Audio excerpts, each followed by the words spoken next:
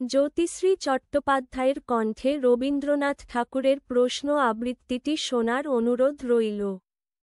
নমস্কার। প্রশ্ন, বিশ্বকবি রবীন্দ্রনাথ ঠাকুর।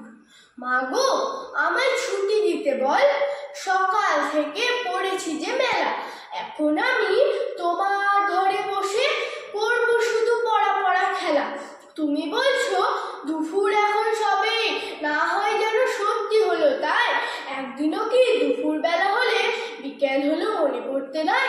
আমি তো বেশ ভাবতে পারি মনে, সূর্য ডুবে গেছে মাঠের শেষে, বাগদি বুড়ি ঝুপড়ি ভরে নিয়ে শাক তুলেছে পুকুরের ধারে এসে। আধার হলো মাদার গাছের তলা, কালি হয়ে এলো দিঘির জল।